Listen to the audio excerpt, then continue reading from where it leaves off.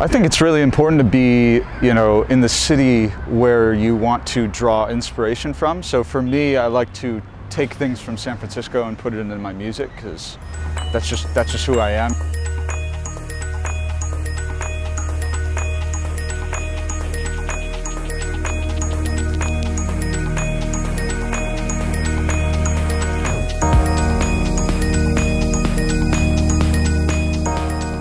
We're in audio right now, my home in San Francisco. This is the first place I played a headline show in my life. Very grateful for that opportunity, and I was just trying out this random track that was untitled.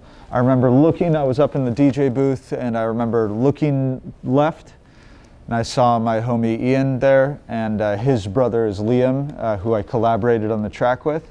And I saw him with his hands up going pretty nuts with a bottle of vodka in his hand, and I saw some of my family there, and I was like, all right, you know, this track is lighting up the club right now, like it's kind of needs to be named audio. I started playing drums when I was 2 years old because my parents were pissed that I was, you know, messing up all their pots and pans. I was like banging it with silverware and stuff. So they got me a little drum set. I played drums like every day. Then I took up piano, guitar, bass, kind of just kept on taking up all these instruments. Got to the point where, you know, I wanted to record myself. One day, you know, we're looking into music and stuff all over the internet, and my brother pulls up some Spencer Brown stuff. I started listening to it, and I was like, fuck, this shit's sick. And so we started digging in, looking around more and more, and I was like, oh man, I don't know if he's ready, and he's not touring right now. And then finally, when I heard about, you know, when we sorted out Alpha 9, yeah, I didn't know for the first, I don't know, month before the show that you were supporting. Oh, right. So the second I found out you were supporting, I was like, wait a second, I just double checked the calendar. I was like, mother, Spencer fucking Brown is opening. I was like, I wanted to hear this kid forever. Hell yeah. And I didn't know you lived in this set. Oh, I didn't really realize at that time. And so I came early that night, and I was like, holy shit, like, that's the moment where I texted my brother. It was halfway through your opening set, and I said, Peter, this guy's sick. We need to make this shit happen. Oh, thanks, man. And from that point on, yeah, thanks, man. That's when the next gig came. It was June of 2017, so time, it's crazy what happens in a year, man. But June of 2017, I was opening for Alpha 9 here as Artie, and people were here for my set like right when they opened doors, like really early, like at 10 p.m. So it was like, oh my God, you know, there's some people here who actually want to hear my music, and it was a special moment because that hadn't happened too much before.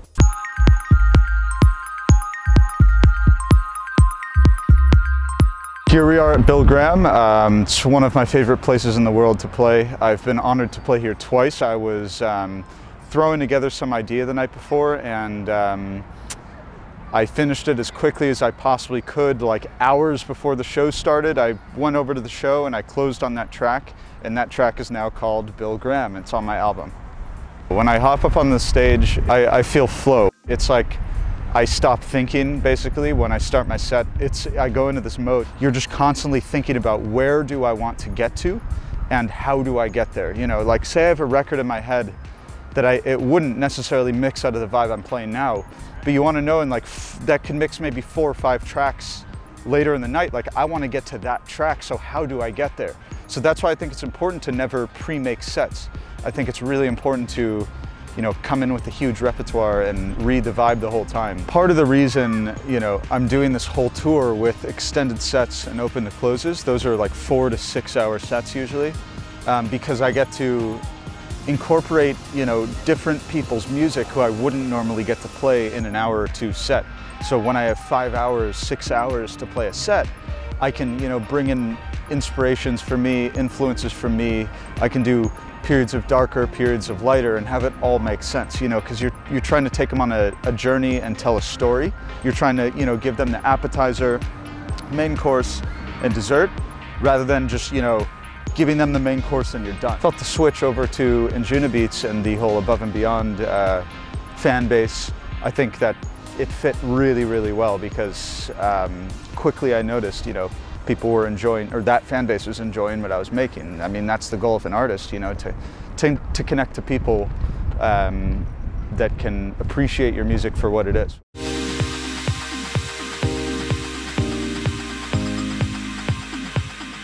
This is Hippie Hill. This is where there was a day called Beta Breakers. It's been a tradition for such a long time here in San Francisco. So the whole city like goes out and everyone's, you know, drinking and smoking and whatnot, and like so many people here, and it was all good vibes, you know what I mean? Like it's just so nice to see that like positive energy, you know, in the world.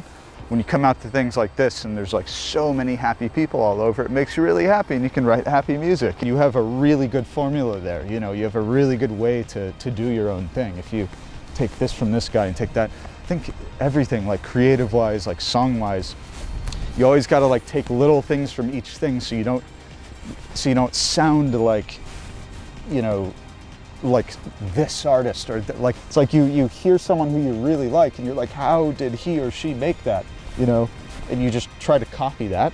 And once you copy so many times, there comes a point where you're like, you know, whoa, I found my own little thing here. I guess, you know, I like when music puts you in a flow state when you're kind of doing work, or you're, you know, driving or working out or whatever it may be. I really like to live my life in flow state, and I think it's really important to get a soundtrack that, you know, allows you to go into flow really quickly. And for that, I really like mixed things, like an hour body of work rather than, you know, a bunch of 3-minute radio edits. That's not really my thing.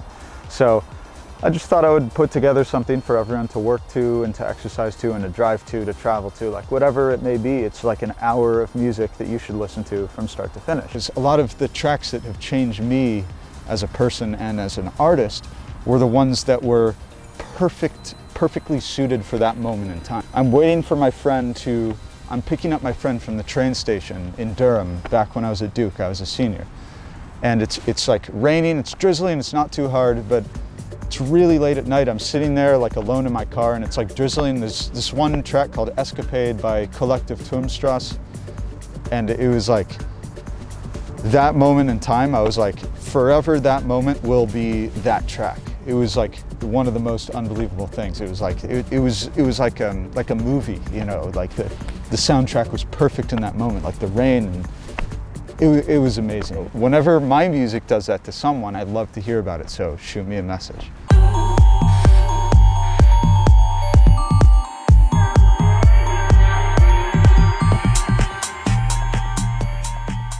Keep on walking around the trail and I find this little outlook here, and this has been my inspiration spot, maybe number 2 or number 3 of choice since that moment. You know, I come here second most out of any other inspiration spot in the city. I love it. I mean, tourists don't really know about this here. You can see the Golden Gate, you can see the sailboats, you know, you have this graveyard, it makes you think a lot. So these benches over here are really nice to meditate on and reflect. To this day, I learn, every set I play, I learn something. Like every set I play, I learn about a track, or, you know, what mixes into what. I'm like, oh, that's a great transition, or oh, that's a poor transition. Like I learn every day, and I'm always keeping engaged and really noticing things about the set and about my music and about other people's music. So I think for younger producers, it's really important to acknowledge that you're always going to be learning in music, like in production and whatever. Your tastes are always going to expand. There's always other things to learn from other people, especially in other countries. I like to look personally at other countries. Like I'm a really big fan of stuff coming out of Italy and Israel right now. I think those are really, really solid, amazing music coming out of there. So yeah, I think it's just really important to always learn in your career. There's no stop to learning. It's a 7-day-a-week work grind. I love it to death, because what else am I going to be doing is how I kind of think about it. Like, this is what I would be doing in my free time. So I just see it as I have always free time just to do this. The title of my album, Illusion of Perfection, I have my own reasons for coming up with it, but I would like to, you know, leave it for the listener to interpret it your own way, because it is very open-ended, and I have a different things it means to me. So I actually would prefer not to say what it means, why I think it, and I want to leave that up to the listener to figure out what that means to you.